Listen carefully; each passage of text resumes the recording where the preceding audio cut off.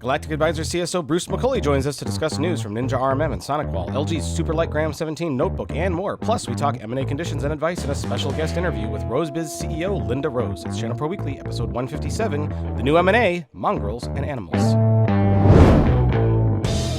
Hello and welcome to Channel Pro Weekly, episode 157. My name is Matt Whitlock, technology editor, online director, and your host of this show for you, the MSPs, the IT integrators, the VARs, the elite chefs. Rich, is that our audience, elite chefs?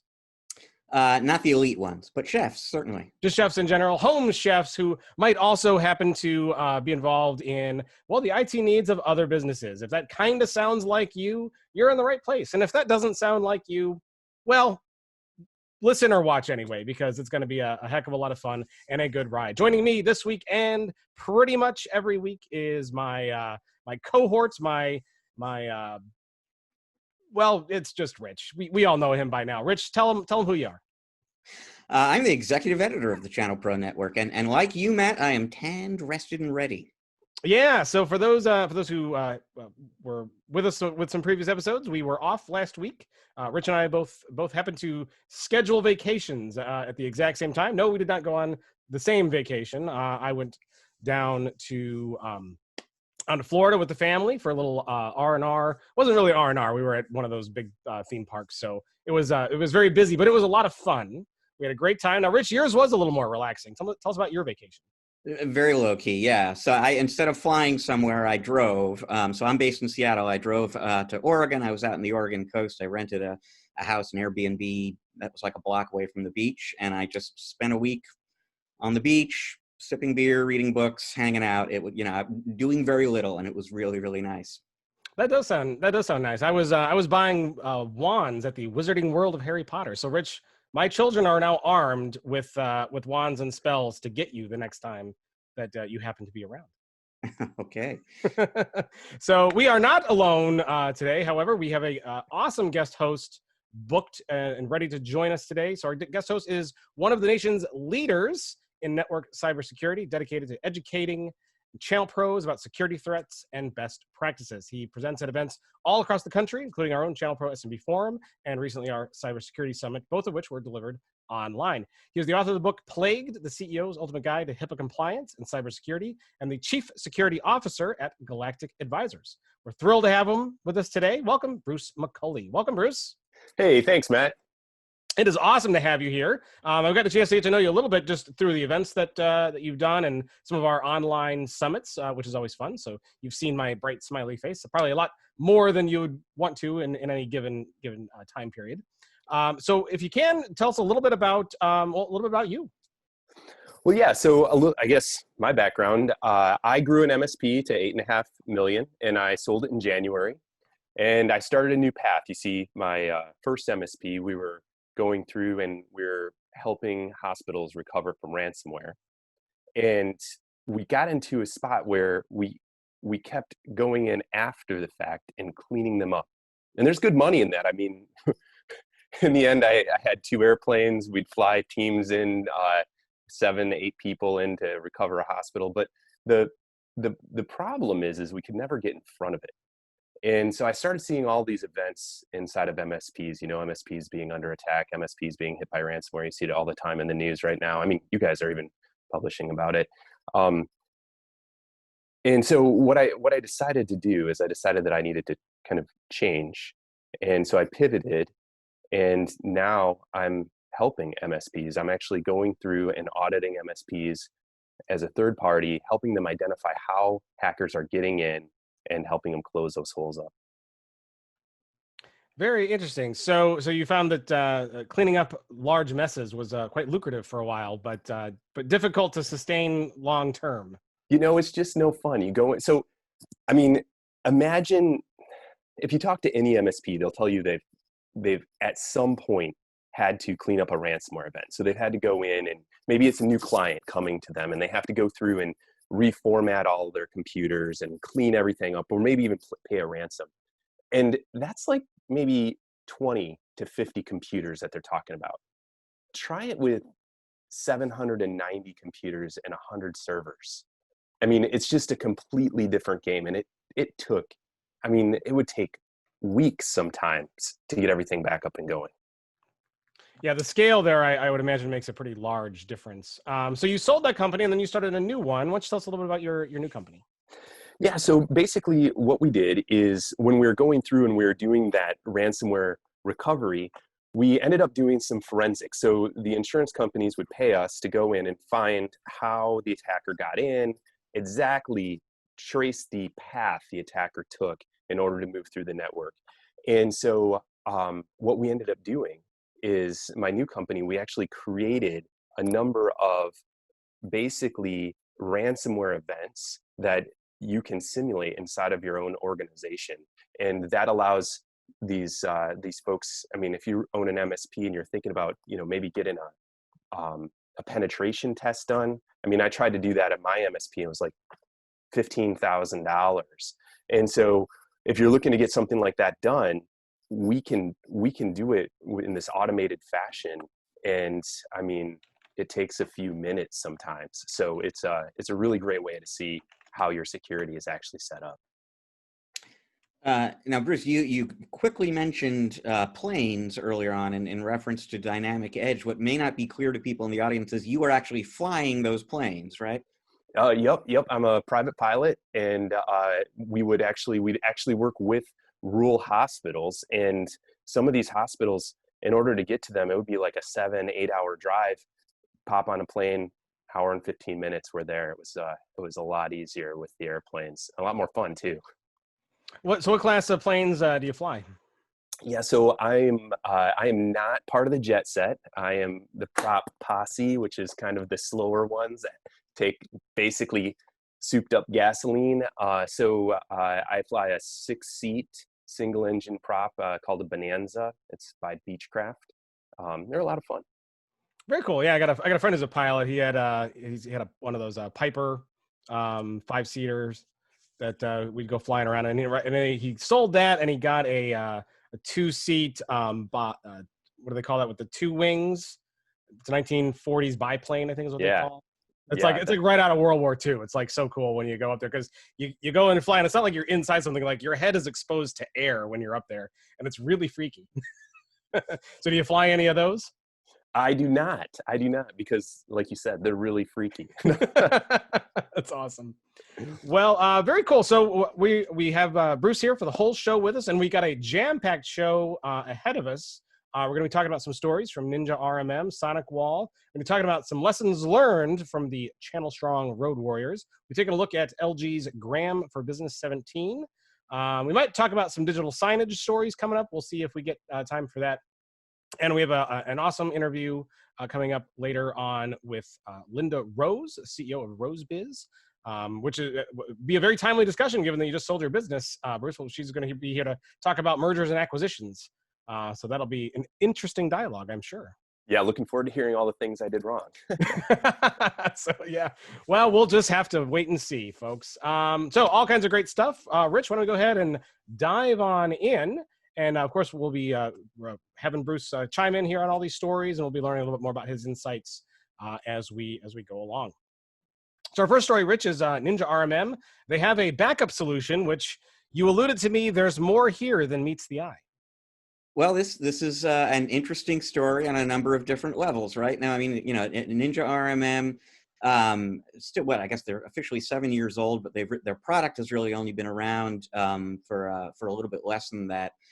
So they like to call themselves an emerging market leader. They are a smaller RMM software maker than the ConnectWises and Datos and Kaseya's out there, but they've been growing very quickly. They've got over 4,000 partners now, and they've got the letters RMM right there in the company name. They are NinjaRMM, and up until this week, that's all they did was RMM. They have now introduced their second product. It is a data protection solution that they are calling Ninja Data Protection.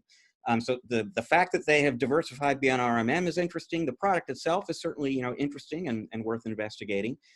They highlight the differentiators being the ease of use, and they really kind of see ease of use for the MSP as their big differentiator, their big calling card. So in the RMM solution as well, one of the things they believe that sets their product apart is that it is particularly, from the interface on down, is particularly easy to use. so it promotes productivity. Same thing goes for the data protection solution. Obviously, I mean, right now you must be a NinjaRMM user in order to use their data protection solution as well. And as you would expect, those two products integrate very, very closely with one another. Right now they do, the system backs up files and folders on workstations and servers. They are in the middle of a private beta right now for an image backup function or feature as well. Towards the end of the year, that will go into general availability, and at that point, you'll be able to snapshot an entire system image and restore that as well. All the data is stored in the cloud. They've got a lot of the things that you would look for in terms of like block level. What's the word I'm looking for there? Where they're only updating the incremental changes at the block level. They're doing file compression. There's bandwidth throttling that you can do to kind of minimize the impact on the end user's environment. So another interesting dimension of the story is just the product itself. The bigger picture story here, which is also very interesting, is that this is, they're not talking about what might come after this, but they are willing to say there's more coming after this. This is not the last product that or product category that they're entering. So from their perspective, this is the first big step on a journey that is really aimed at getting them into that same league as ConnectWise and Datto and Kaseya and SolarWinds MSPs, these bigger companies that have integrated suites of managed services tools. So again, does that mean there's a PSA system maybe coming from these folks, a security tool of some kind, quoting? They're not talking specifics, but they're very clear about the fact that their goal, their objective is to compete with these larger firms by having a suite of their own.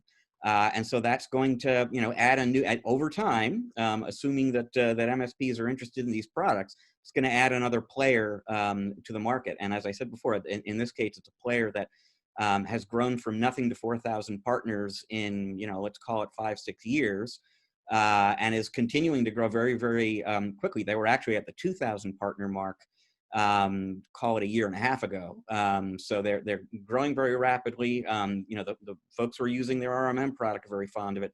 Does that maybe give them an opportunity to become a suite player that much faster? So you did say that you have to be an NinjaRMM user in order to use this. Do they have any plans to make it standalone? Because I know some of the other products that like Kaseya has and ConnectWise has, they can be used standalone without using their RMM. They have no definite plans to do that. I asked that question when I was interviewing the CEO, and he said that it's under consideration. They can clearly see the appeal of that potentially to MSPs, and they're kind of weighing the pros and cons from a business standpoint. So it might happen, but they don't know for sure if it will. So Bruce, are you a NinjaRMM user? Where do you think the next direction they're going to go? Backup is a pretty easy and safe and usable. I don't want to say usable, an easier route to go that everybody really needs. The next step is harder though. Which step do you think they're going to take? Yeah, I'm not really sure. I'm thinking that, you're on the endpoint already. You could be picking up data as a SIM kind of is a next easy step. And then you don't have all of these different agents in place, right? So right now, I don't know if other folks are doing that, but it seems like it would be an easy way to maybe expand your footprint and make it so that you don't have to do a lot of extra work.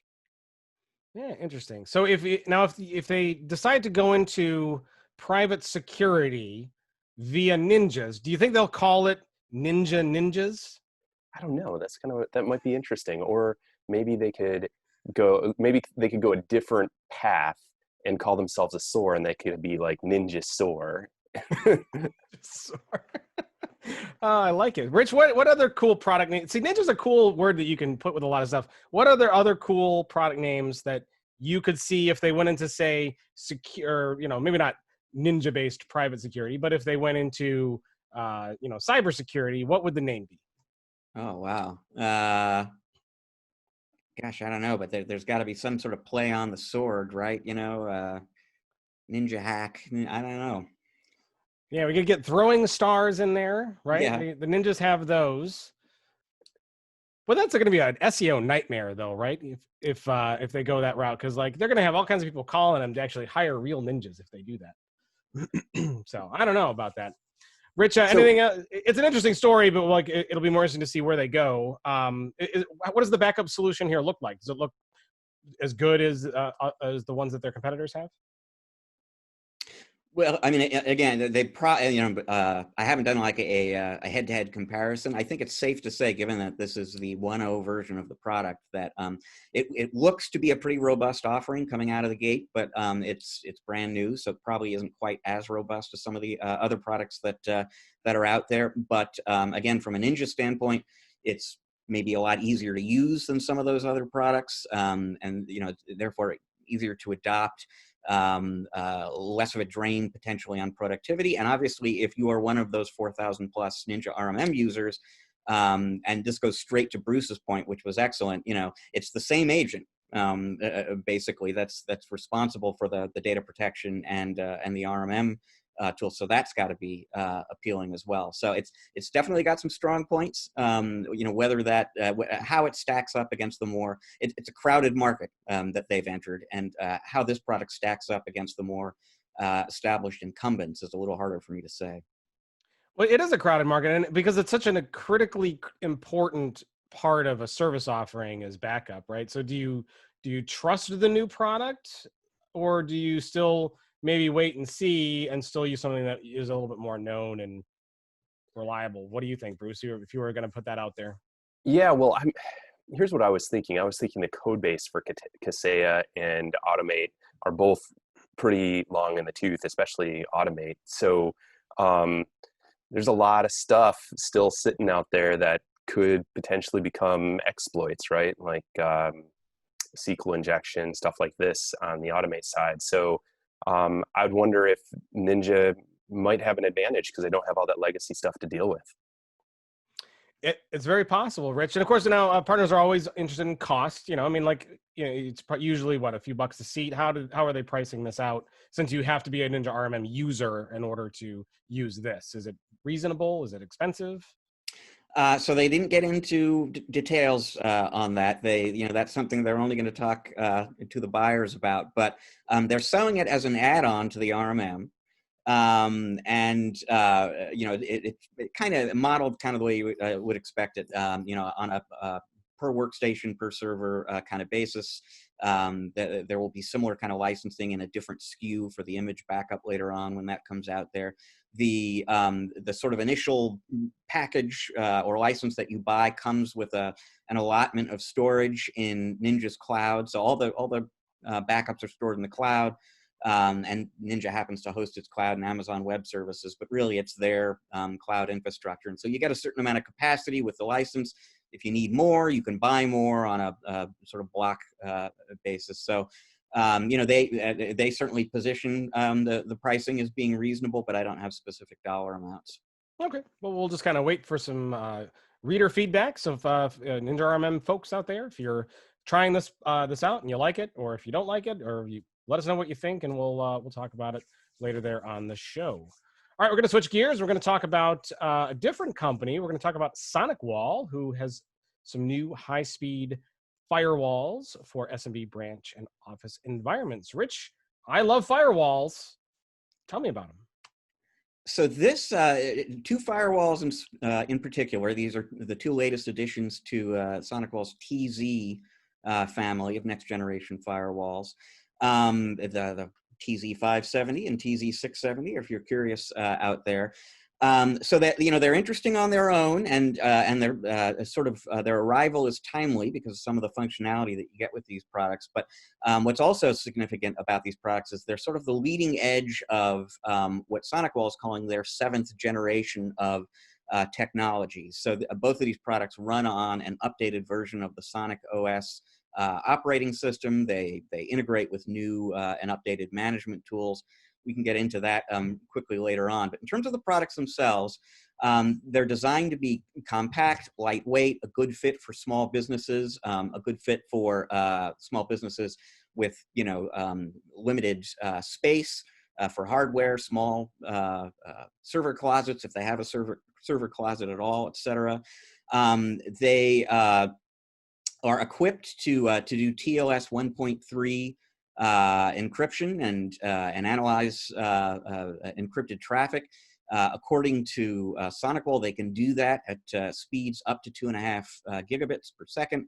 And you know, the basic thing is there are plenty of firewalls out there that can do or inspect encrypted traffic. The big problem is that that tends to be a slow process. So speed is actually kind of a critical thing to look at in a product like this, because there are a lot of MSPs out there who have tools that can do that, you know, look at the encrypted traffic that way, but they don't enable the functionality because of the performance hit that they're taking. So according to SonicWall, you don't have to worry about that trade-off with these new products.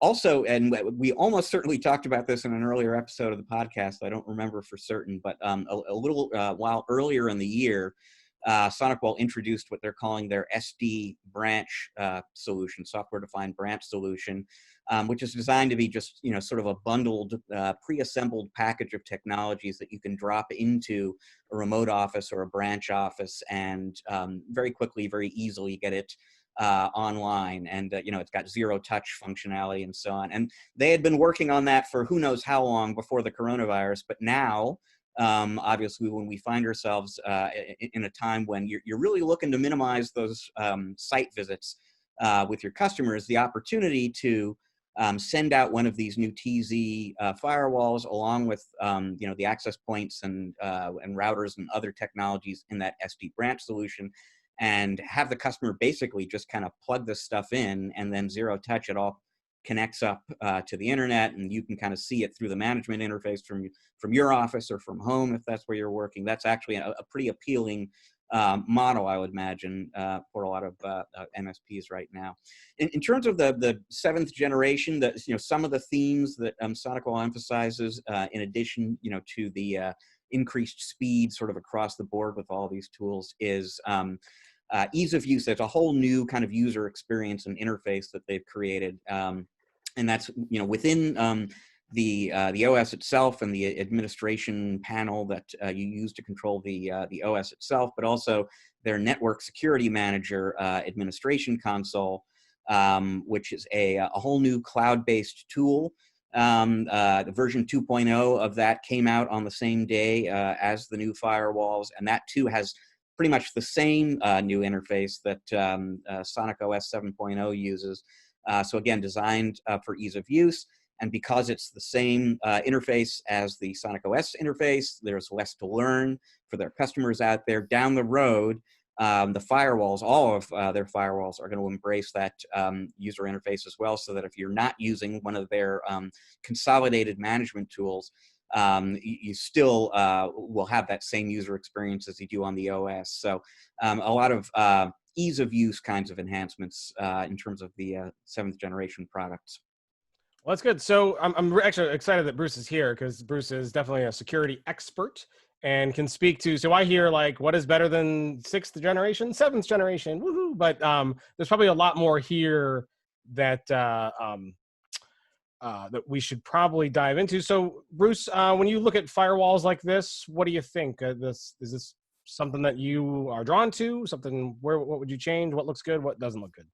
Yeah, you know, MSPs ask me all the time how they should set up their security stack, right? This is one of the key questions that we get brought into. And they always ask me, what's the best firewall? And the answer is the one that you configured properly. You know, about a quarter of the firewalls that we analyze in the environment, so it's like over 25%, they don't have the firewall actually configured properly. And they wonder why we're able to push and pull traffic in and out of their network without them even knowing. And so I would say 7th generation, I heard Rich say that they got some additional ease of use components built into them. That sounds like something that MSPs should be looking for, because if they can get it configured right more often, that's something that they need. Yeah, the power shift to being able to enable packet inspection on encrypted traffic seems like it's pretty important. And Rich, this is not the first firewall we've seen this year that seems to have the speed or power capable of doing that. Is that correct? Well, I mean, there have been other products, yeah, that have made that claim. Yeah, and that is a more recent kind of phenomenon, I would say. you know, Bruce knows more about this than I do, but I would say like a year ago, maybe even, it was probably harder to find a product that wouldn't kind of put a hurt on the on network performance. Yeah, so just last week, there was an article explaining that there's been an uptick in the amount of SSL traffic on the internet itself. So in the last year and a half, it's gone up over 70%. So if you're not inspecting SSL traffic, you're not going to see an attacker because they use the same tools everybody else does. You know, I mean, they'll even use a real certificate to hide their traffic. And if you're not inspecting SSL traffic, like most MSPs at this point, you're missing a lot of what's going on your networks. Yeah, absolutely. Well, interesting stuff. We will put a link to this particular article, news release in our show notes page. So if you're listening on headphones via a phone or tablet on the go, you can go to channelpronetwork.com, find the show notes page for episode 157, and then you'll have links to this story and all the other stories that we're going to talk about here today on the show. If you're watching on YouTube, hello, you can see me wave. We'll also put the links in the description area. So just open that description area, and you'll see links to all of these particular stories, because we're just kind of scratching the surface on them. You might want to go and get a little bit more detail, which you'll see at these articles there at channelpronetwork.com. All right, our last news story, Rich, I'll let you kind of set this up, but it's called something about lessons learned by Channel Strong Road Warriors. Now, are these all people that got on like an RV and did like a trip, or what's going on with the Road Warriors here? It is better than an RV, actually. The people we're about to talk to actually went out and rented one of those touring buses that rock stars use to travel between cities. So that's actually what they're out on the road with. And so do they actually hire roadies to go with them? I don't think they have roadies. They have a driver, but I think they're doing their own roadie work. Manual labor and fun. Sounds interesting, Rich. Tell me more. So, you know, we here at ChannelPro, I'm sure like so many other people out there, you know, we've been doing virtual events. We love virtual events. Our audiences love our virtual events. But we kind of miss the face-to-face. I think everybody sort of, you know, and I'm the road warrior myself here. I miss kind of going out on the road and speaking face-to-face with MSPs. Well, there were a number of different vendors in the industry who, in the words of one of them, George Bardissi, the CEO of BVoIP, said got Zoom fatigue after a while. They were in regular contact with their partners, lots of MSPs out there, but they were doing it all online. And they all kind of got together and decided, you know, there has to be a safe, responsible way that we can actually get out there and start meeting with people again. And really just, if nothing else, just listen and learn what's happening out there in the marketplace right now, what's working, what's not working, et cetera. And so that became that sort of gave birth to this idea that they are calling the Channel Strong Tour. It's a tour of, I think, 15 cities, 7,000 miles, 3 weeks, this trek across America. They started in Chicago, actually, Matt, and worked their way out at West, and they're going to be on the East Coast next week. And so talking with MSPs and just trying to kind of learn what's happening out there. And you know, the 4 lessons, we'll just quickly touch on some of the things that they're hearing, some of the themes that are emerging. So first of all, we all know that we're in a very difficult economy right now, and there certainly have been a lot of concerns about the impact that would have on channel pros. What the folks on the Channel Strong Tour are hearing, though, is by and large, on average, MSPs out there are doing okay. There are a few that are actually even growing right now, but status quo, it seems to be more or less the norm, which is actually kind of good news considering the alternatives that we feared before. So conditions are actually all right out there for now, and we'll see if that remains the case over time. You know, theme 2, the MSPs out there doing best are the ones that have been most nimble about pivoting their business, and that means obviously you know, getting into work from home and offering security services and productivity services for companies that have employees who are working from home. But interestingly enough, and this is kind of a theme that I've been hearing from folks as well, one of the things that some of these MSPs, successful MSPs, have been pivoting to is a co-managed IT kind of model with larger businesses. And we've talked about co-managed IT before. It's been this sort of emerging theme in the industry over the last 6-12 months. But right now, especially, there are a lot of mid-sized businesses, even bigger businesses, that have suddenly discovered, you know what, we're not actually very good at managing remote workers. We've just not really had to do a lot of that before. And boy, these MSPs sure know how to do that. They've been practicing it for years. Plus, you know, some of these companies are cutting back staff, reducing IT budgets. They're kind of looking for ways to partner with somebody else and outsource some of the work that they might have been doing internally before. So another interesting thing that they're learning there on the Channel Strong tour is this whole co-managed IT move into larger businesses seems to be catching steam.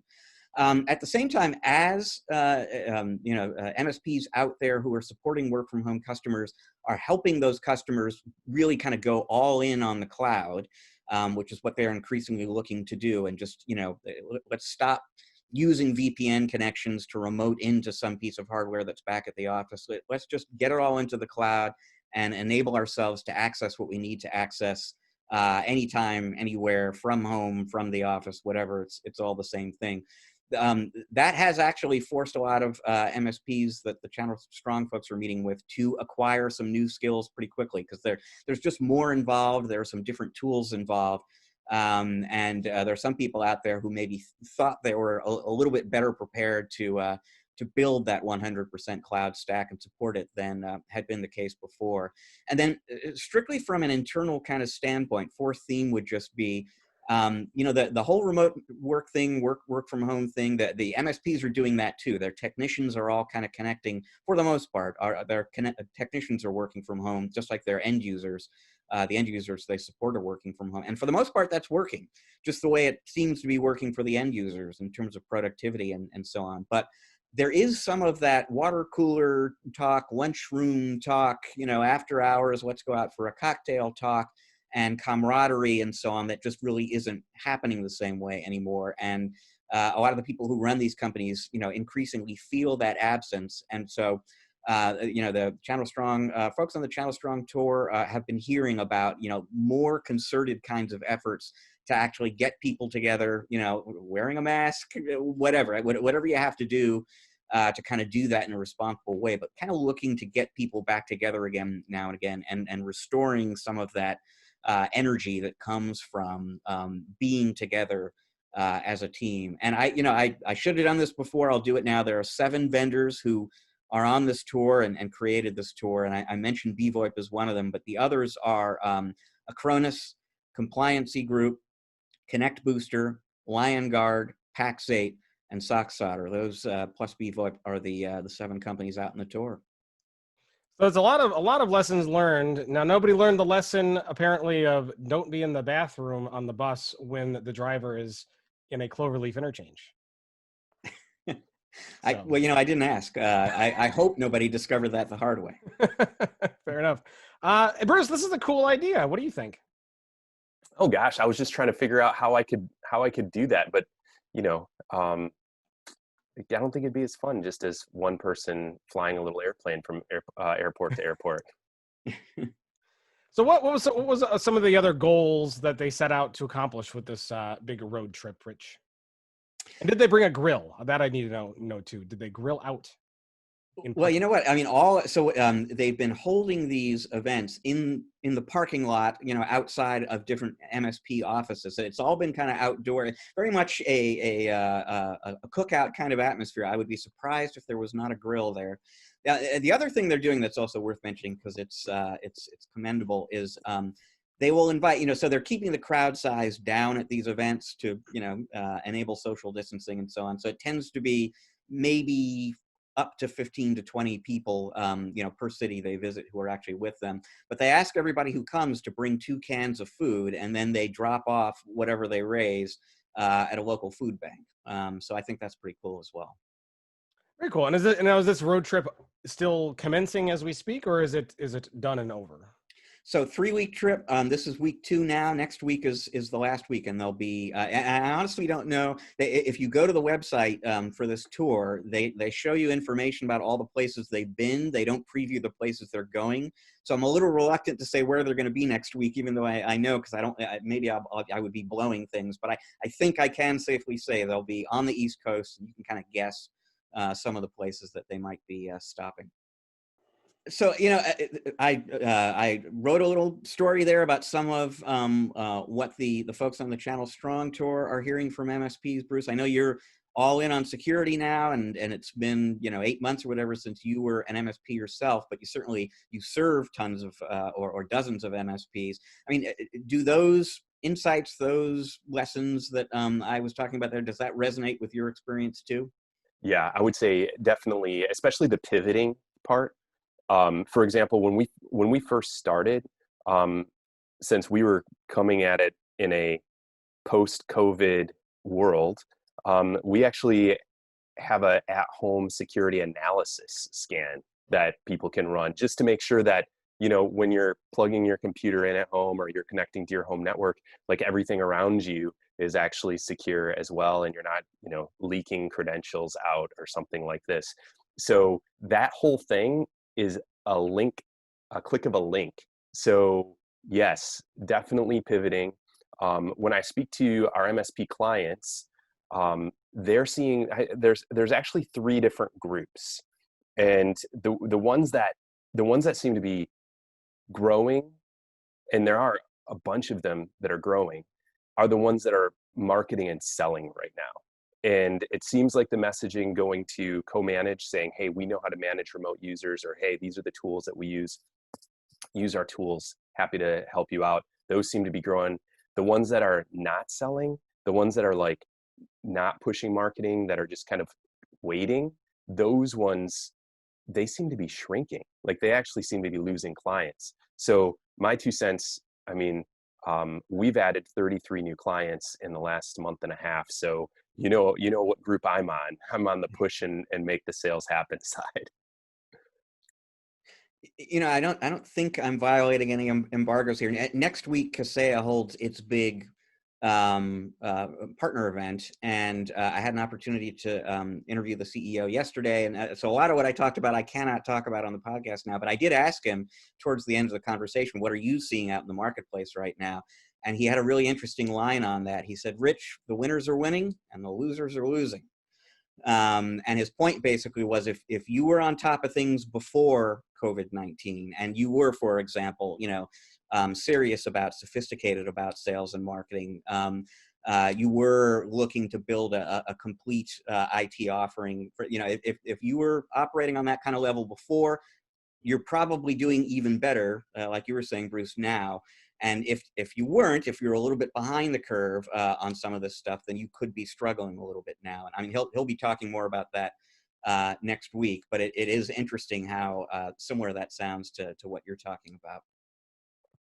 Bruce, we've been talking a lot about how it seems that the MSPs of today are kind of like an essential business. We've heard that term thrown around a lot throughout the pandemic, with essential businesses and non-essential business. But for those companies out there who are using MSPs for their IT needs, I mean, they are an essential business. What would you comment on that? Oh my gosh, absolutely, they are an essential business.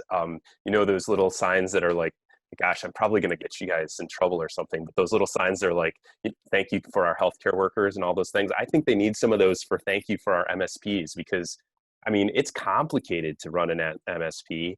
You have, I'm aware of 2 MSPs who had over half of their staffs infected with COVID because they had to go on site and help people and all of this stuff.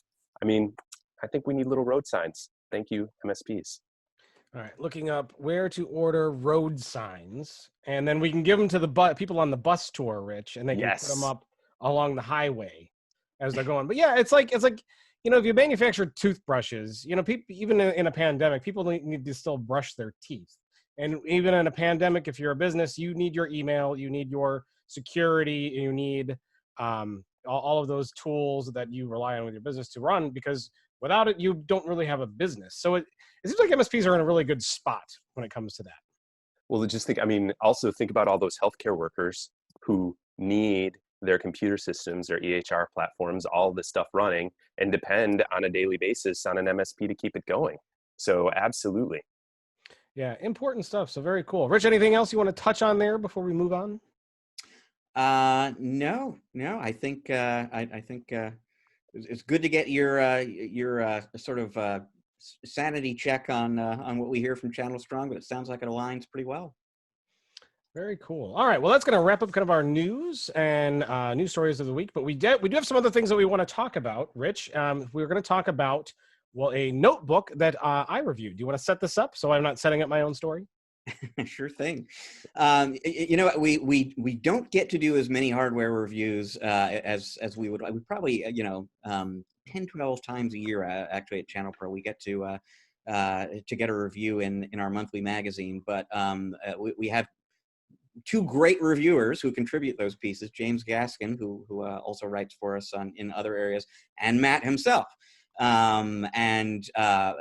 Most recently, your most recent review, Matt, was of a laptop that, and I was waiting eagerly to see your take on this, because I'm not immediately in the market for a laptop now, but I can see it coming, and I've been sort of toying with this whole thing. Do I want to get a bigger laptop next time? Because I've been in that sort of 13, 14-inch zone for a long while, and normally in normal times I travel a lot, and so I'm thinking mostly about battery life and durability, but something that's light and easy to tote around Compact, is yeah. a big priority too. So I've been thinking maybe I could go bigger. And so Matt, what have you been reviewing for us recently? Yeah, so I love it when I get a chance to do reviews. I wish I had more time to do more of them, but as Rich will attest, I get stretched pretty thin around here day to day. So, but I'll definitely try to get more of them out there. But this particular one was exciting to review because it really catches you by surprise. And the product is, and if you're watching on YouTube, I'll hold it up. This is the LG Gram for Business 17 is what it's called, the 2020 version of that. So this is an SMB focused notebook PC for productivity and frontline business workers for all sizes and stripes. It's not a workstation by any means, but it does have some decent Intel graphics. So you can do Photoshop, you can do light CAD work, you can do Premiere Pro, you can do a lot of content creation on here until you get into the crazy levels. But here's what makes this notebook interesting. Well, Bruce, and you could probably attest to, when you see a 17-inch laptop, what is the first thing that you think of? I think of bricks that are in my backpack holding me back. That is exactly what I think of too. In fact, when I went to go pick this up, I was like, all right, here we go. And I'm stretching the muscles, getting ready to lift it up. But this thing weighs, this is a 17-inch laptop. It weighs less than 3 pounds. It is incredibly lightweight.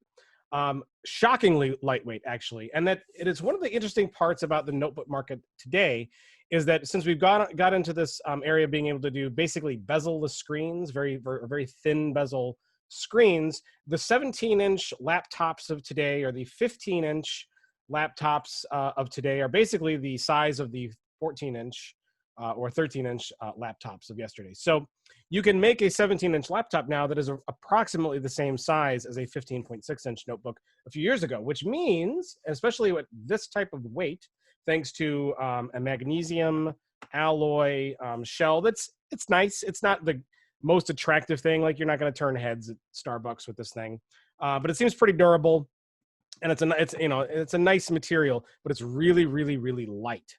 So what does that mean for an MSP if you're deploying hardware? It means that, well, 17-inch laptops are now kind of a possibility for anyone. Generally, you only want 17 inches if you needed essentially what was a workstation, a content creation workstation, which would be 7 to 10 pounds with a really, really high-end graphics card. Would be also yay thick too.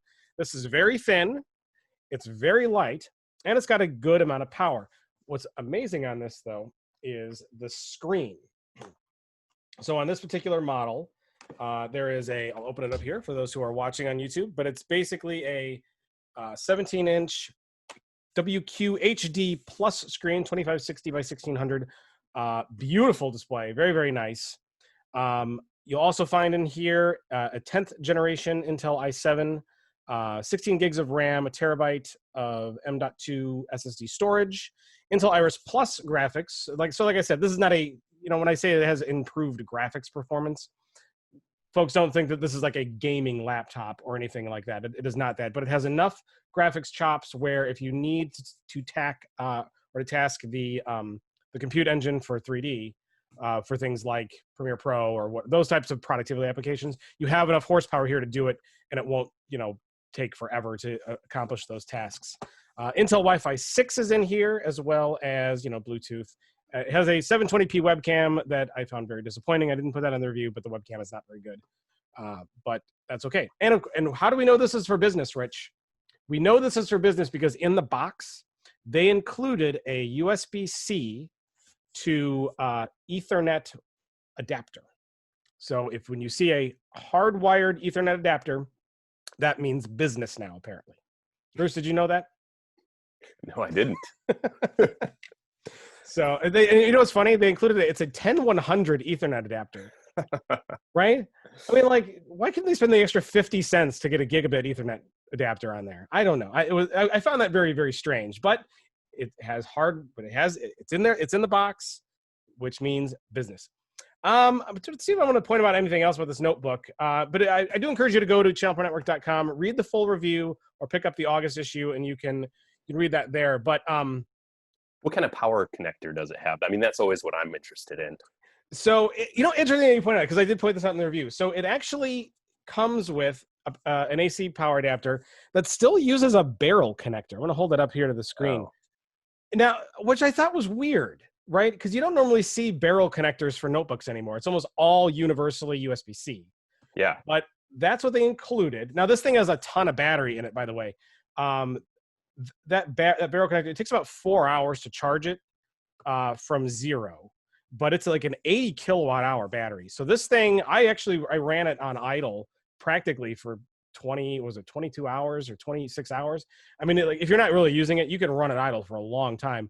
But I was consistently getting with good work on it, a good 10 to 11 hours, which for a display that big, I didn't think I was going to get anywhere near that. But if you do like USB-C and you carry a USB-C adapter, it does have a USB-C I can't talk today. USB-C Thunderbolt port, and you can charge it via that port as well. So if you have multiple things that use USB-C and you want to carry one charger, you can just carry the one charger, and it will charge that. And if it's a high-speed charger, it will charge it at a good clip, but not any faster than the barrel connector. That is the closest. That Intel i7 CPU, it's not going to light up the benchmarks, but it's got plenty of power for most office tasks and productivity. Like I said, it's not a gaming computer, but if you want to play games, you won't play them at 2560. But you got enough horsepower, you could run games at low quality settings, and it would work just fine. 13 hours playing back video nonstop, 11 hours at heavier than normal mix of productivity work. I'll comment on the trackpad and the keyboard a little bit. Typical chiclet style keyboard. Nothing, the key, I wouldn't write, say, like, I'm not a big fan of chiclet style keyboards, never really have been. But it types fine, it works pretty well. This is a great backlighting system on it, so the keys are very easy to see. There's two different adjustments for that. The trackpad is also very good. Has a nice long throw for the left and right keys, which I like. I wish it was kind of a little bit more offset to the left, and it is a little bit offset. But when you end up typing, you end up having your palm right there. I wish they just kind of centered it right underneath that space bar. Or maybe a little bit over, but that's just me being picky. Comes with Windows 10 Pro, and they didn't jam a whole lot of shovelware in there. There's some CyberLink programs that, they're mostly crippled, but if you need to do some light video editing or some light stuff that some of those programs do, you can do that as well. So that's the LG Gram 17. I really do like it, and if you want a big laptop without the weight, this is the one to get. It's really, really, really nice, and I will say the screen is gorgeous. Questions, comments, boys? MSRP. Well, I'm not at liberty to say. I got a nasty gram about putting that into the pricing. What I'll say is expect to spend around $1,500 to $2,000, give or take. I'm actually trying to get a official MSRP that I can publish in the online review. I believe it is around 1,800. I'll say I believe. I could be wrong. Visit channelpronetwork.com and you'll be able to get the pricing there. Or I put a link to their website so you can inquire about the pricing. I don't know why they're being so secretive about it, but they are, and that's just the way it is. All right, so if we're not going to have any other questions or to talk about that, I will move on. Rich, what time do we got? We got time to talk about digital signage real quick? Yeah, real quick. Let's just do that real quick. So signs for the time. Digital signage is evolving. Tell me about that, Rich. Well, we were just talking about pivoting and how the channel pros out there who are doing best right now are the ones who are most ear to the ground, closely attuned to market needs and conditions, and being agile in terms of meeting those demands. And that extends to anyone who's in the digital signage market as well. There's a whole new class of products that have come out, just appeared out of nowhere, basically within a matter of months, that are really kind of specifically designed for public spaces that are either reopening or are going to be reopening. And, they know that there are going to be people who are concerned about safety and sanitation, et cetera. And so there is an opportunity for digital signage partners out there to go to customers with an offer. And, so I'll just give you a few kind of examples of what we're talking about here. There are a lot of these different products that are, combine different, safety kinds of technology. So Ping HD has what they call a digital wellness station that combines a temperature monitor, an automatic hand sanitizing station. There's a lot of these sort of automated, hand sanitizer dispensers, no touch kind of thing. That product also has a glove dispenser, built in right there. So you can imagine a lot of businesses that might be looking for something like this, if nothing else, on a short-term basis, as they reopen. And there are going to be some channel pros out there making good money, approaching customers that don't even know this kind of tool is out there. We at Channel Pro at our live events earlier this year, we've talked about solutions that feature these kind of infrared temperature sensors that schools, for example, and other kinds of facilities might want to use as sort of a screening method to see if anyone entering a building has an elevated temperature and maybe needs to be pulled aside a little bit and checked to make sure that it's safe for them to be with everyone else around there. So just a few quick examples. There are more in the article that we'll link to from the show notes there, but just another kind of interesting example of how the industry as a whole, not even just the digital signage corner of the industry, has adapted so quickly to the market needs out there, and in the process opened up new sales opportunities for channel pros who can kind of learn about, understand these technologies quickly and take advantage of that window while it's open to be the first one out there to end users and talk about these systems to them. So Bruce, I find digital signage completely fascinating and super cool, but also kind of creepy. Like, do you realize, have you ever seen Minority Report? Yeah, I was thinking the same thing. I was thinking, how do they know if I have COVID or if I'm angry? Like, which is it? Like they know, and that's what's weird. And it's like, we are now at the stage where, because of all of the data harvesting and all that stuff, like, you're going to be able to walk into a store, it'll recognize who you are, and it's going to start personalized selling you on the screen. It's crazy stuff what they're doing. Bruce, good or bad? Oof, I'm going to go with, it depends on who you are, right? Always depends on who you are. I was just thinking my iPhone already does that. It recognizes me and Amazon pops up and it starts trying to sell me stuff right then. So don't even have to go to the store. That's true.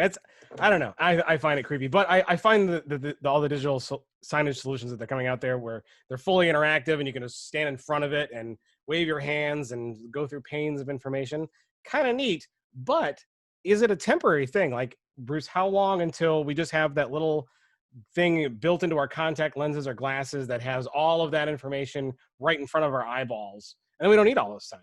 Yeah, I'm thinking that's coming out next fall. You guys will be reviewing it right here, probably in October.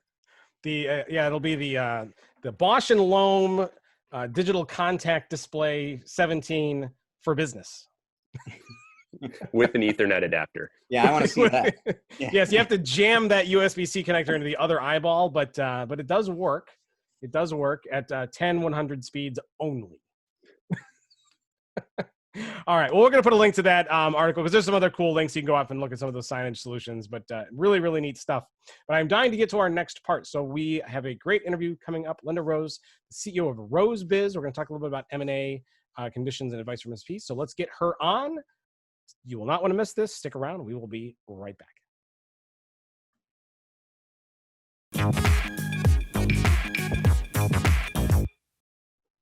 Welcome back to part 2 of ChannelPro Weekly. We got a great interview lined up for you this week. RoseBiz CEO Linda Rose is a very successful consultant with more than 30 years experience spanning management consulting, cloud computing, software as a service, and financial services. She's proven herself invaluable to those looking to grow via acquisition or preparing to sell. She's even bought and sold several companies on her own. Linda, it's great to have you here. Hi, thanks for having me. I could probably dedicate an entire episode to your professional background, but if you could give us kind of the Cliff's Notes on you and how you got to where you are today. Sure. So I actually did not start out in technology. I started out as an accountant. I'm actually still a CPA. I got my undergraduate degree in accounting and my master's degree in tax and thought I was going to be a tax partner, and I was like gung-ho. And then I met my husband, who after 30 years I'm still married to. And back in the mid 80s, you couldn't date in my CPA firm, let alone get married. So since he was much more senior than I was, I left the firm, which was probably a good thing because I realized I was not into bureaucracy of large corporations. And this was a national, international CPA firm. And was probably more of an entrepreneur, but it was that push that I needed to get me out the door. Found myself implementing an accounting system for the first team, the first America's Cup in San Diego. The Italian team came to town and said, "Hey, we're spending $1 million a month. We need an accounting system to account for all this." And that's how I implemented like an accounting system, which then got me into technology and then became a Microsoft partner, where I was a Microsoft partner for 25 years. And during that time period, started 2 other companies. One of them was a staffing firm related to implementing systems. And then the other one was a cloud infrastructure business. And I kind of slowly over time sold those. I sold one of them to a partner. I sold another one to a national CPA firm. And the last one, which was my cloud infrastructure practice, I sold to a private equity firm in 2017, 100% cash, all stock, walked out the door 45 days later and said, "Oh my God, what am I going to do with my life now?" So I'm up here in the Pacific Northwest. I'm actually looking out at the Columbia River and across at Mount Adams, which is snow covered most of the year. And I'm like, you know what? I think I'm going to go hike the Pacific Crest Trail. So I donned a backpack, some trekking poles, and my husband's like, "You've never done that before. Do you think maybe you should try all that stuff out?" I'm like, good idea. So I went to the mountain behind me, which is Mount Hood, and spent 3 or 4 days hiking that, and realized that my stove was too heavy. I didn't bring the right food.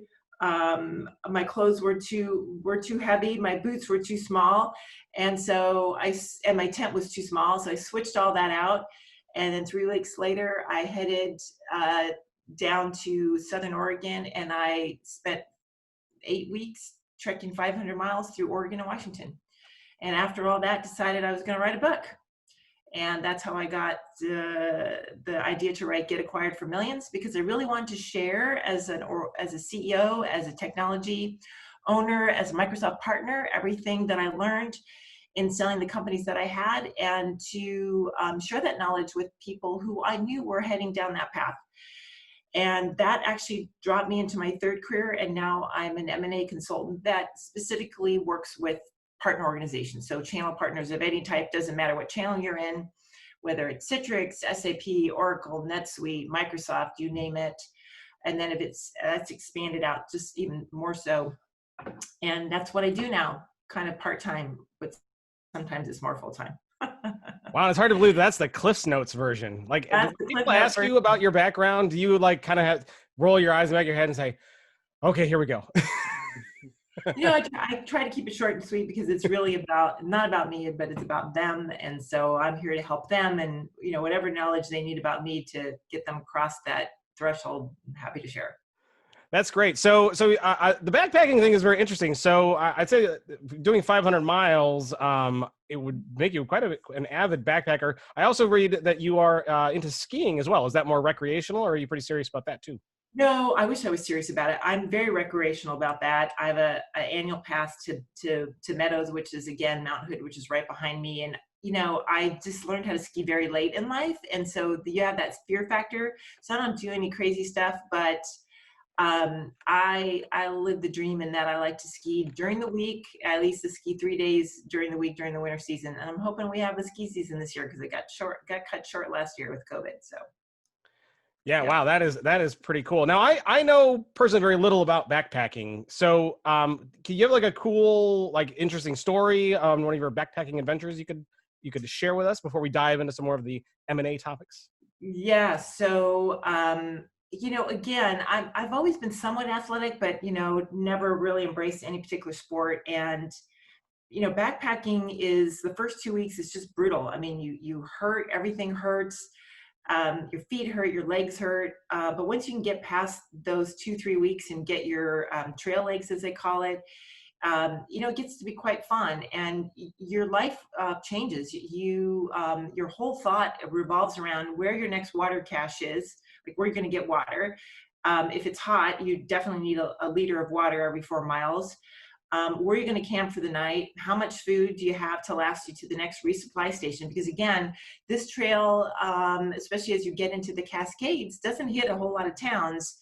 And so there, as you go through these mountain passes, like as you go from like even the Columbia River to, I think, White Pass, and then from White Pass to Stevens Pass, you're going up 5,000 feet and then down back another 3,000 feet. And so you need to have enough food to catch you from one place to another. But as I was going through the Goat Rocks Wilderness, I ran into a patch of snow. This was August, by the way. I ran into a patch of snow. I just had my trekking poles. I didn't have the clamp-ons or anything like that. I didn't have an ice pick to arrest myself if I fell down this mountain, which was quite steep, by the way. And I found myself heading off on this trail where it stopped, and because that's the way the snow went, so people wanted to avoid the snow, so it kind of went down this way, but I needed to go up this way. And I found that there's like a 4-foot piece here that I had to kind of scramble up to get back up on the trail, and it was just all loose rock soil. And there was nothing between me and 1,000 feet down, and there was a lake down at the end of the bottom of this hill, and there's like no trees, nothing to grab onto. It was just a straight drop, and it was a good, I kid you not, 45-degree angle. And I sat there, and I'm trying to scramble up this thing with a 30-pound pack on my back, and I'm like, I'm losing ground, and I can't grab onto anything, and I just finally, put my poles in the ground at an angle, and I sat there and I just cried, and I said, what the F am I doing here? I either have to find every bit of energy and willingness to want to live to get up to this hill, or I'm going to die. I mean, and there was nobody else around me. I was like really the only person on the trail, and I actually hiked most of the trail on my own, which was fun. But it was one of those truly life or death moments. And that's when all the adrenaline that you have just kicks in, and you just do it, man, because your life depends upon it. And I found myself in 2 situations. One was crossing a stream where I kind of said, okay, we're just got to make this happen or we're going to die, get to the other end. But I got to tell you guys, when you get out from that and your nerves start to settle down and you get home after a week, you find yourself like the problems that you thought you had that you couldn't get over, piece of cake, man. I can get through that in a heartbeat. So it just builds a level of confidence in you, not just from a backpacking standpoint, but it sort of raises that own personal glass ceiling that I think everybody has, right? Men and women alike. And I could tell you, it pushed it up a good 10 feet. So I've become less scared to do things and take more risks. And, you know, I wish somebody had told me to go take that hike 20 years ago. I've probably done much more in my life than I already did. So that's my story. And it was a great one. Love it. Yeah, so it's a lot of overcoming nature, it sounds like. Now, what about the other M&A that's out there on the trail, the Mongrels and Animals?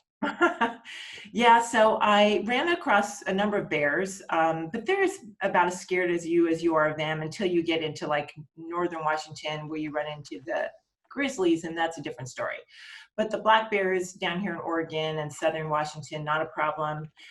I was always worried about running into a cougar because supposedly there's 6,000 of them in the state of Oregon. And that was actually the year that some lady got mauled on a trail.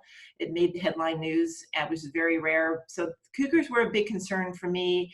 And then I remember one night I was on my own camped. I thought I was going to meet up with a bunch of people, and I get to this campground, there's like nobody there, but it's like 7 o'clock at night and I'm just like completely spent. I'm like, all right, well, I'm pitching my tent here by myself. And there was an elk that came into my camp that night and started doing the elk cries or whatever. And I swear to God, I was so scared. I just didn't even have the balls to look outside my tent, but I realized that it was elk in the morning, and so that was all good. But yeah, there were some of those moments, and you know, snakes and rattlesnakes and all that stuff on the trail. But you know, you get just wise. You get keen. Your eyes get keen. Your senses get keen. It's amazing.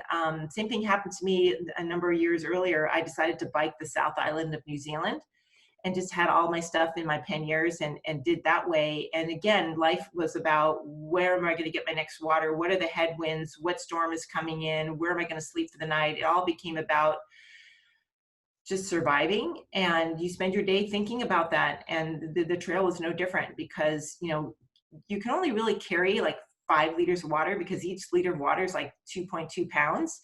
And that's like 10 pounds of extra weight, and that you feel all of that. And so you really have to figure out where the next water cache is going to be, and, you know, how much you need and how much you need to carry. And you have enough food to last you, and you get incredibly hungry because you're burning 6,000 to 8,000 calories while you're on the trail. And then there's always that concept of, well, where am I going to go to the bathroom today? This sounds like something we should do for our next company retreat. It's a blast, let me tell you. I mean, I'm looking forward to maybe still doing, you know, 50 miles sometime before the end of September, while it cools down a little bit, because it's just been bloody hot up here, and nobody wants to hike when it's 100 degrees out. So anyway, yeah. Well, you've dealt with some very frightening M&A activity in Matt's terminology there, but let's talk a little bit about the M&A activity that involves ChannelPros. You go back to the early part of this year, February, March.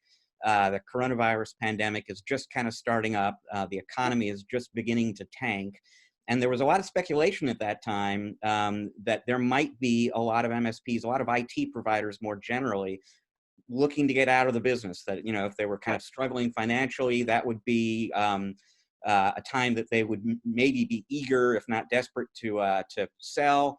And that there would be other companies, in particular private equity firms, that might be looking to, you know, take advantage of that. Here we are, you know, 4 or 5 months down the road. What kind of impact have you actually seen in the M&A market from the coronavirus pandemic, just in terms of buying and selling activity? Right. So I had 4 deals in play right as COVID hit. One of them was just about ready to finish. The other 2 were, you know, maybe a month out from closing. And then I had one deal where we were 2 weeks from closing and just completely fell apart, because both the buyer and the seller's largest clients were airlines, and that just wasn't going to work. So that deal fell apart. And here's what I found, and you know, how people view things in March and how people are viewing things today has changed as well. So, you know, March, everyone was up in a tizzy. Nobody knew what to do. I sent out a survey. You know, a lot of people say we're putting everything on hold. Sellers just backed off. I mean, there was a lot of people thinking, oh, I'm going to sell, because, you know, we were right in the thick of it.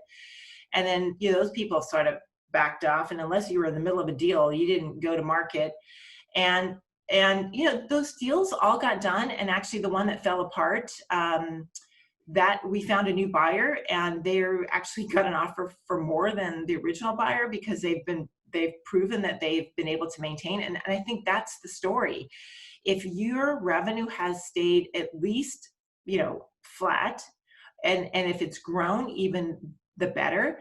And I've seen people that have done tremendously well during this time period. And I got to tell you, those people probably are going to get a better offer than they would have 6 months ago, because they can show to the buyer that they are basically recession proof, or, that they can weather this storm, and they have something that is of incredible value that people want, and they're doing well. So what has changed is some of the terms. So, I think there's a little bit less upfront in cash now, whereas we were seeing a good 60 to 70% upfront cash. And that's now moved back into the 40 to 60 range. And partially that's more on the strategic buyers that are just wanting to conserve cash. Private equity hasn't changed their stature that much. They still have money that they have to invest. They're still going with the same motto that they had before. I think just from a due diligence standpoint, those periods are taking a little bit longer because you just can't get out and visit somebody and have that face-to-face, break the bread kind of over a dinner. People are definitely not flying across the United States to do deals. I think people are looking a little bit more in their own backyard. West Coast people are looking at West Coast stuff. East Coast people are looking at East Coast stuff. Just because, you can drive to them instead of getting on a plane. Nobody still really is excited about getting on a plane. And then, so the time period's taking a little bit longer, but deals are getting done, and people are now starting to see that. So I'm starting to see sellers starting to say, okay, I'm doing really well during this time period. I was thinking about before, I think I'm going to jump in. And again, I tell people, if you're not maintaining the revenue, don't do it. You will not. Your multiples will go down from where they were 6 months ago. But if you are showing growth, absolutely. So, I mean, you mentioned before, the people who were maybe thinking of selling 5-6 months ago but waited are probably thankful that they did. I mean, are people who are maybe thinking of selling now, I mean, are they likely to be thankful for waiting further? Is this a good time to be in the market as a buyer or a seller, or is it a time to wait a little bit further? If you can wait, I mean, I don't have the crystal ball to tell you how multiples are going to do. I mean, the markets bounce back tremendously, so people have some encouragement about that. We're in election year. Who knows what's going to happen with that, regardless of who wins, right? This is not about politics. Elections tend to shake up the market a bit.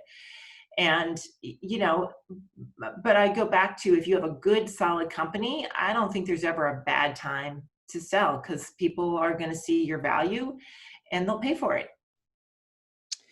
I mentioned this before, the expectation earlier in the year was that we were heading into a buyer's market, broadly speaking. I mean, what does it look like right now? Who maybe has the advantage in a typical negotiation? I would say, well, so here's this interesting thing. Since there's less sellers entering into the market, there's still, from a private equity standpoint, they're still looking. I think you're going to get more eyeballs because there's less people to look at, right? So, to some extent, that still puts you in the seller's market, I guess. But, there's less people for buyers to look at. Does that mean they're going to pay more? Not necessarily. Again, it depends on the company that's the seller and how well they're doing. What about all these decisions? What about all these emails that we get? I mean, I own an MSP, or I did, and I sold it in January, luckily before all this stuff happened. And I mean, you get an email and it says, hey, I want to buy your business. I mean, I still get them in the, is it a bad idea to respond to those? And what happens if you do, or? It's never a bad idea to respond, because I think going and having those discussions, you learn a lot, right? I mean, you don't have to take it anywhere. But you have to understand on their side, they, I'm talking private equity, they've just got a litany of kids coming out of college that are smiling and dialing, sending out emails, hoping to get you on the phone, hoping to have a conversation, hoping to strike a relationship. And that's kind of how they work, and hoping to do a deal with you without anybody else in the picture. And that's, I think, where you got to stop, right? It's like, if you can tell that you are a viable interest for them, but if they know that they're the only one in the deal, they're not going to give you the best deal out there, right? I mean, it's almost like no buyer, one buyer is almost like no buyer, right? You need two buyers to start leveraging one off another, right? So I like having those conversations. I think it's an incredible learning experience. And yeah, it takes up your time, but if it's something you're serious about doing, have the conversations, because I think you will learn something. And how far would you take that conversation? Like, would you show them your financials if they ask for them under NDA, or like at what point do you create risk for yourself? With private equity groups, I don't think they understand the confidentiality of this. And so I think you're much safer with them than I would say maybe a strategic buyer. I would not do that with a strategic buyer, because chances are they're your competitor or your customer or your vendor or something like that. And there you risk the chance of the word getting out. But the PEGs, this is what they do. This is their business. They understand it. They don't personally get invested in it. It's a numbers game for them versus a strategic does. They get emotionally involved in the deal. And so if you back off, they get a little snippy about that. But so, you just got to understand which one, you want to go after. Now, a private equity group is not for everybody. And, one of the things that many people don't understand is both of these groups look for different things. And so I actually create a little quiz that allows you to, you answer 10 questions, and it tells you, are you geared more towards a strategic buyer? Or are you geared more towards a private equity firm? Or are you kind of in the middle somewhere? Because I had no idea when I sold my last company. I just knew that I wanted to go outside of the partner ecosystem that I was in, which happened to be the Microsoft ecosystem.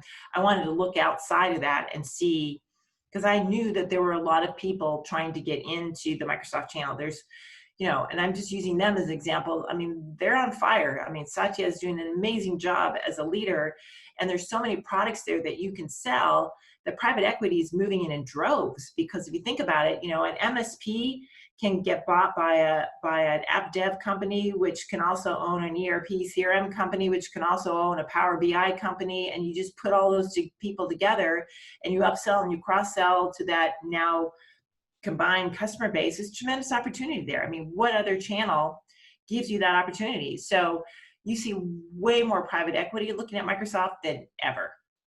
You said that if you want to have two buyers, because one buyer is basically no buyer, but you want two. Now, if you sell the company to both buyers, how long do you have to get out of the country?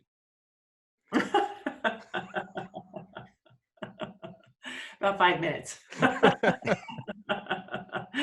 That's when you do really want to get lost up in the Cascades somewhere on a trail.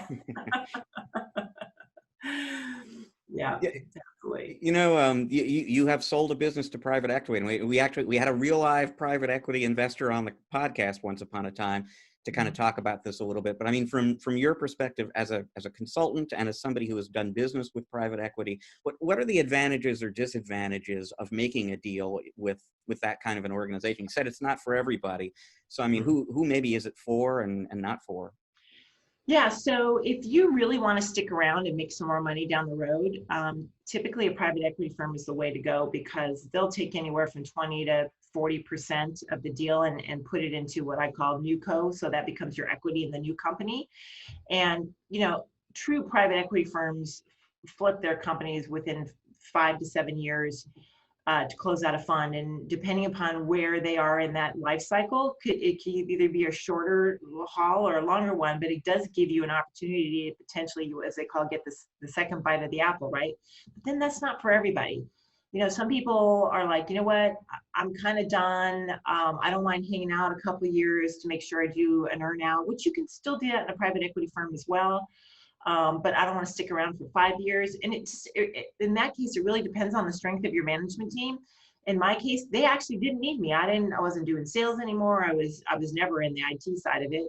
I had a strong team to do that.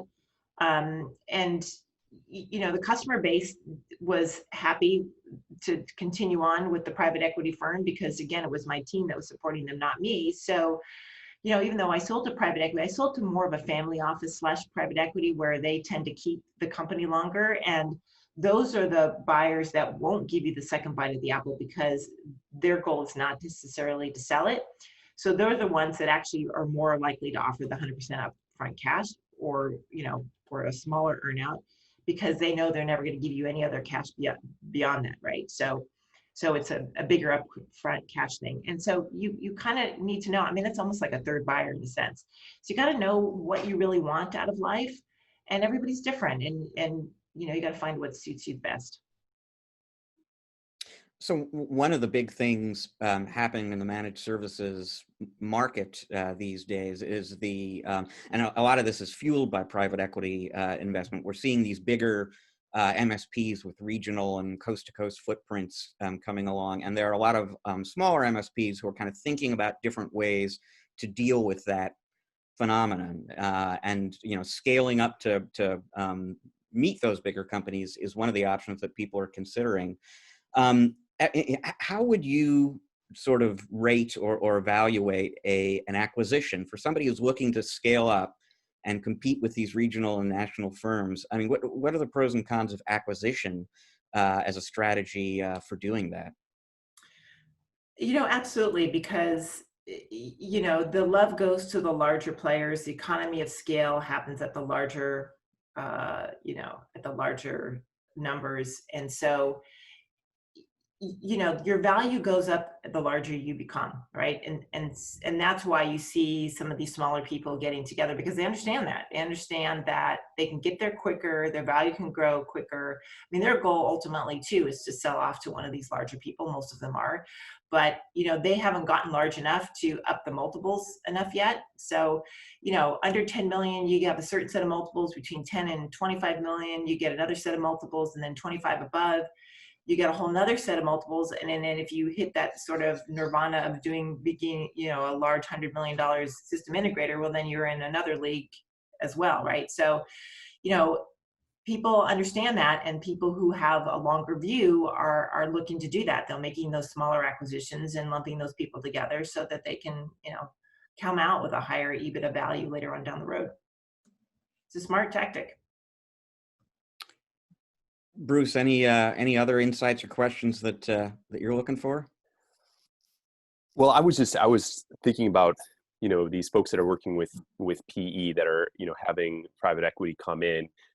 What is the value of the leadership that they get along with that? I mean, do they, in your experience, or have you seen types of additional growth because they get better board of directors, or, I mean, what's the value there?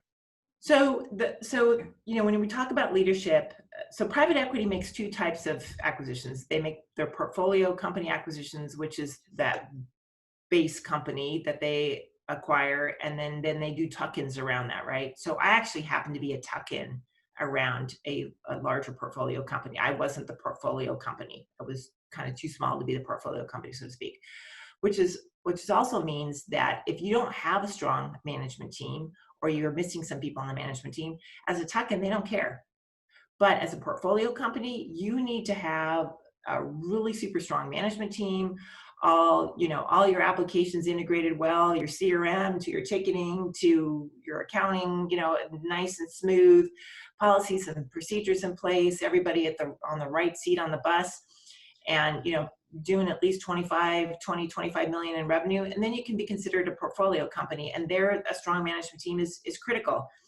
So if you don't have that, then your options are going to a strategic, because they don't necessarily care about a strong management team either. They just kind of want a strong sales team and a delivery team, to be totally honest with you. They don't care about your marketing team, and they don't care about your CFO, and they don't care necessarily about your COO, because they have their own, right? And so if they can use that talent, they'll use that talent. And the same thing with a tuck-in. If you don't have all those roles in your organization, you can make a great tuck-in, and private equity firm is constantly looking for tuck-ins into their portfolio companies. So, those are kind of some of those distinguishing factors in terms of the type of acquisitions they make. And so, one that was recently announced just earlier this week, oh gosh, now everybody, it was a Carlisle company, had made an investment in a large European company who just bought a large ERP US-based company, AKA.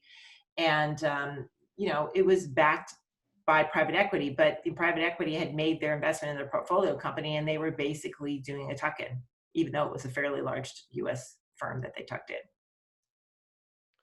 And so if anything that you're missing, and you're worried that they're going to find out, you can just make elk screeching noises and scare them back into their tents. So, well, very cool. Well, unfortunately, we are out of time. But Linda, I want to thank you so much for coming on and talking with us today. A lot of great and interesting insights that I'm sure everyone will walk away a little more knowledgeable on that topic, because I know it is on everybody's minds right now, especially as this coronavirus pandemic pans out even further and dollars get tighter. And as you said, it's election year. Who knows what could happen? So always good to have your options open. Never know when it's the right window, right? You just got to go when your gut feels it's right, and just, no one's got the crystal ball. So just be prepared as much as you can and just go for it. It's kind of like the trail. Just go for it. Yeah. So if people wanted to learn a little bit more about you or get in touch with you, hire you for your consulting services, where can they go? Well, they can find me for sure on LinkedIn, K Linda Rose, so the initial K and then Linda Rose.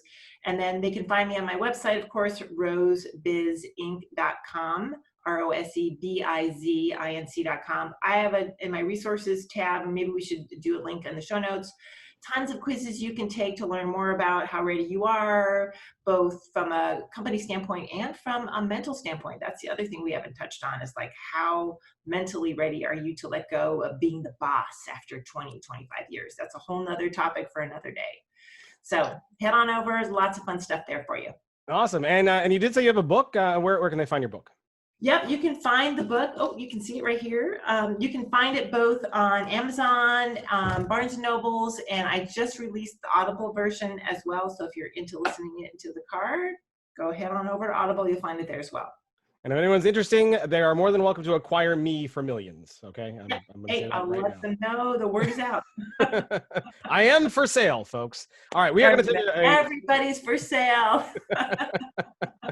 Well, thank you again, Linda. I really appreciate it. We're going to take a short break. When we come back, we are going to have a museum pick and a tech pick for you. And Linda was incorrect. There is one person here who does have a crystal ball. His name is Rich Freeman and James Gaskin. They will try to predict what is coming up for us on ChannelProNetwork.com next week. So stick around for that. You don't want to miss it. We'll be right back.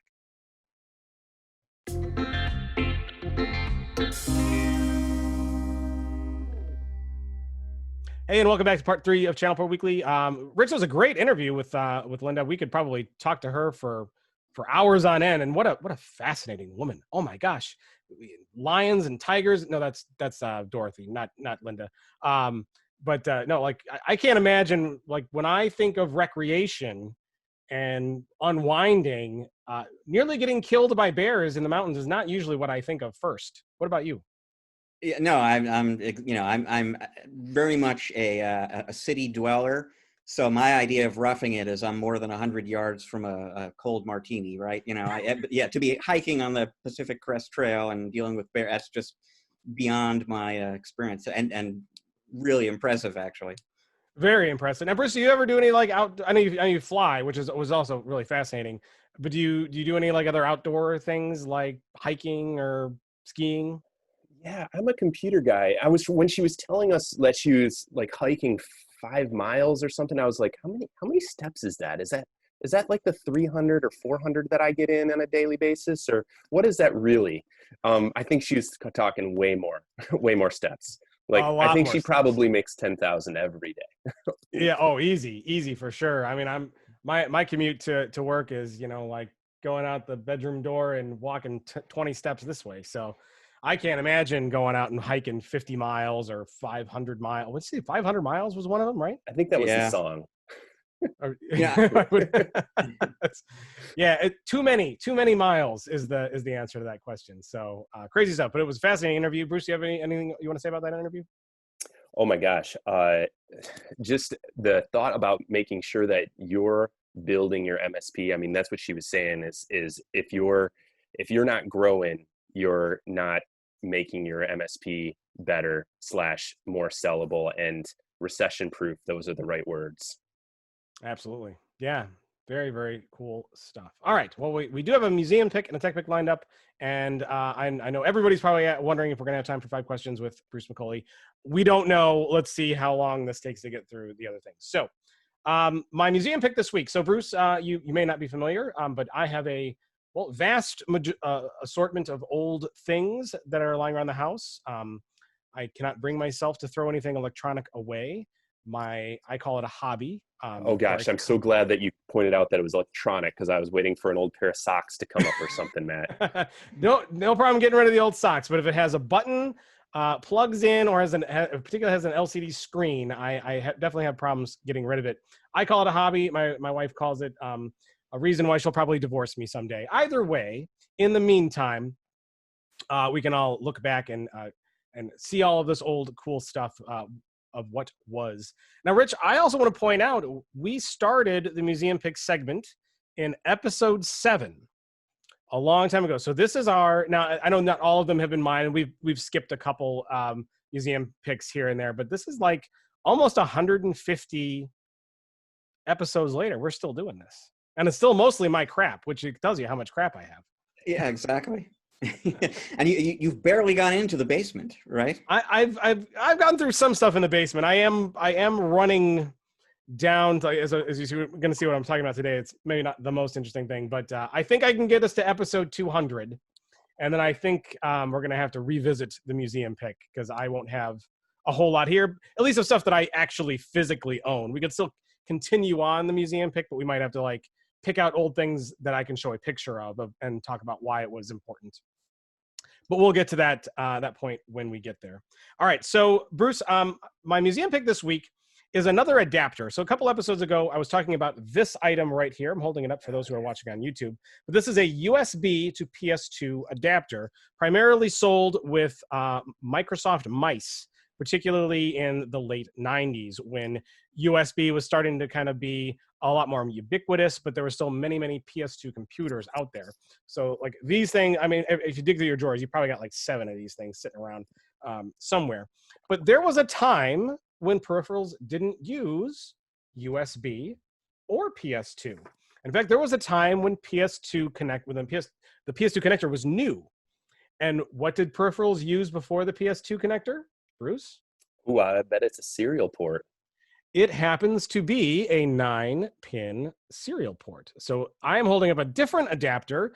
The adapter before this one, when you had a newfangled PS2 mouse, in most cases, there were other peripherals that use PS2 that you could adapt this with. But if you needed to adapt it down to serial ports, which is kind of what a lot of the older laptops and older desktops used before the PS2 plug was common, you would have used something like this. Now, Bruce, keyboards also use the PS2 connector for quite a long time, but there was something before that. Do you know what that was? Oof. This is a double museum pick, folks. Yeah, it was the big round one. Is an AT? Is that the? Very good. The AT connector, yeah. Particularly IBM keyboards, who was like the main maker of computers way back in the day, had their own keyboard kind of interface called the AT connector. And for a long time, and you can still buy these today, by the way, you might need to adapt the PS2 plug to AT in order to get that old keyboard to work. And I do have an AT IBM keyboard in the basement. And why do I still have one? Because it is an awesome keyboard. IBM knew how to manufacture a keyboard back in the day. They're like tanks. They don't die, and they're great to type on. But you have to like adapt the world in order to get them to work on a modern day computer. So there's one other thing about those AT keyboards is like you have to make sure the people around you aren't annoyed by the typing sound, right? they're so loud. They're so loud, but they're so satisfying when you type on those things. If you ever get a chance, folks, to actually type on a real IBM mechanical keyboard from 19 when were those manufactured, Bruce? Like 1988 to like 1994, probably somewhere in that range, maybe even a little earlier than that. They're amazing. You got to type on one at least once. They just rock. So we could also do some very interesting things now that we have two. Like we could start crossing the streams here, Bruce, and see what happens if we plug the PS2 USB to PS2 to serial, and we could end all humanity as we know it if we actually tried to plug that in. So that would be interesting. I think I tried that, and it actually didn't work. I don't think it would. The device has to support being knocked down to PS2. So, but I'm willing to bet, though, if you had a Microsoft mouse that supported the PS2 connector, you might be able to adapt that down to serial because it could communicate that way. Because if I remember correctly, the PS2 port and the serial port were directly compatible, I think. I could be wrong. Maybe you have an old Tandy or something in the basement. You can plug that in and test it out with. I do have some old machines down there that I could probably do just that. And maybe we will, or we could try to put the PS2 into the AT, into the USB, and just cause all kinds of holy hell to happen. So anyway, that's my museum pick. The PS2 to serial or PS2 to AT adapter, learning a little bit about old connectors, old bygone connectors. And now everything, Bruce, is USB. USB is like the modern day electrical outlet. It is used for everything. It's crazy how ubiquitous the USB connector has become. So I also do a tech pick every show, Bruce, and I like to talk about something that's out there. And I usually like to relate them, and I say that was then, this is now.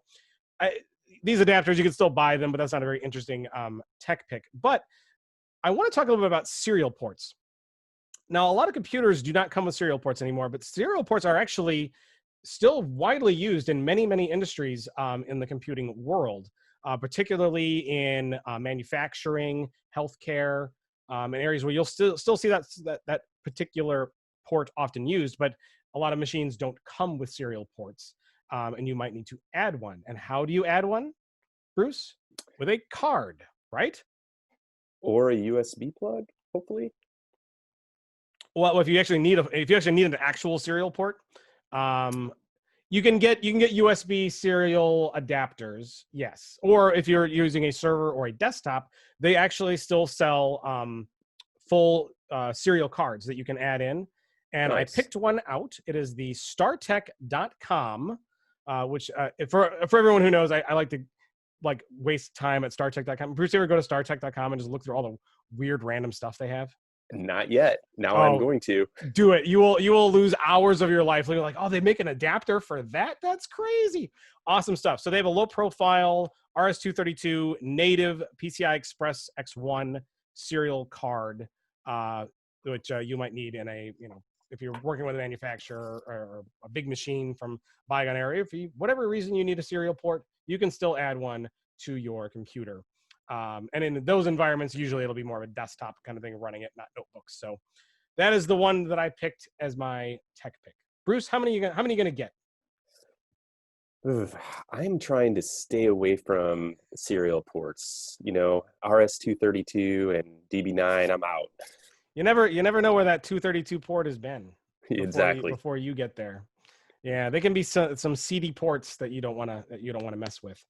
All right, Rich, it is 3:55 recording time here for me. I do not believe we have time to play 5 questions with Bruce, but I know Bruce has had a lot of fun, and he will be back, and we will play 5 questions with him then.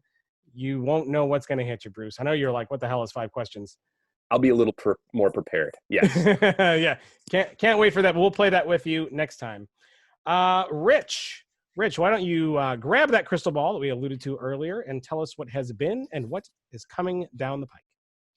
So I'll hang on to the crystal ball for just a moment or two there and talk a little bit about what has been in the week that was here. And you can read about that every week, every Friday, in fact, in our In Case You Missed It column, which is written by James Gaskin, whose name arose earlier in the program here. This week, he's going to be telling you about some new additions to the Yoga line of devices from Lenovo. These are consumer devices, but really what's the difference these days, except I suppose doesn't come with an Ethernet adapter. We'll be talking a little bit about D&H joining SonicWall's MSSP partner program, which is kind of interesting, and the official launch of Axient's new partner program, although if you are a regular reader of ChannelPro, you know all about that partner program already because we brought you the lowdown on it in advance weeks and weeks ago. And then James will also have a story about a missing Lego piece that a family in New Zealand recovered after about 2 years. And I'm just going to guess, I'm not a parent myself, but I'm going to guess that most of the parents in our audience won't be terribly surprised to discover where that Lego piece has been hiding for 2 years. But you'll read all about it in case you missed it. Now, looking ahead to next week, I mentioned earlier on that Kaseya is doing its big Connect IT partner event next week. Normally that's in person. This year it's going to be virtual like everything else. And I can't get into the specifics on this. I'll just say next week an intriguing new vendor is going to officially open its doors. And I guess the only hint I'll drop is that if you've been in the managed services world, the MSP scene for a long time, one of the persons associated with this company, I think, will be really interesting to you. So we'll almost certainly be talking about this on the show next week, but a new vendor joining the scene. I cannot wait to hear about that. That sounds very interesting. Well, that is episode 157. I'd like to give a big thank you to Bruce McCully, the Chief Security Officer at Galactic Advisors, for joining us as guest host today. Bruce, where can people go and learn about Galactic Advisors, and how can they get in touch with you? Yeah, so just go to www.galacticadvisors.com. And like I said earlier, if you're interested in having an analysis done of your security stack or anything like that, we are doing a free 21-minute analysis, and there's a link right there for it. Well, awesome. And are you on the socials? How can they find you there? Yeah, of course, we're on Facebook. Make sure to like our page. We've got a lot of content coming out about up-to-date events and also different mistakes that MSPs are making inside their networks that we can save you some time and some headaches by helping you avoid. Well, awesome. Well, thanks again so much for being on and being a part of the show with us. A big thanks also to Linda Rose from RoseBiz, the CEO there. Great having her on with that interview. As Rich alluded, you want to absolutely have your web browser pointed to channelpronetwork.com each and every day, because you'll know things well in advance that of stories that are breaking tomorrow. You'll already know about them. So you want to stay on top of everything. ChannelProNetwork.com is the place. There's news, there's articles, there's white papers, there's downloads, there's resources, there's podcasts, anything and everything you need to make yourself more successful as an MSP or a VAR in this business. We are also on the social networks. We are Channel Pro Network on Facebook, at Channel Pro SMB on Twitter, and Channel Pro Network on LinkedIn. Find us there. We can subscribe to Channel Pro Weekly, which is what we recommend doing. You are on Google Podcasts, Stitcher, Spotify, anywhere you find podcasts, Apple Podcasts. Go and subscribe there. Take us with you each and every day. Listen in the background. Share us with your colleagues and your friends. Tell somebody you know about Channel Pro Weekly. It's important, because if you can't keep it secret, they deserve to know and they deserve to listen to. So make sure that you share it with them. Rich, where else can people go to find you on the socials? Well, if they were on Twitter, how about @RichFree? And if you want to follow me, I am at Matt Whitlock. If you'd like to watch, we are also on YouTube. Go subscribe to us on YouTube there. Hit that red subscribe button and the bell to get notifications when we have new episodes as well. And while you're there, check out an episode of Rich's 5-minute roundup that he does with Eric Simpson, which is false advertising, because they're all like 12 to 15 minutes. But that's okay. They're worth watching. They're a lot of fun too. And that is going to wrap it up for episode 157. Thank you very much, and we will see you all next week.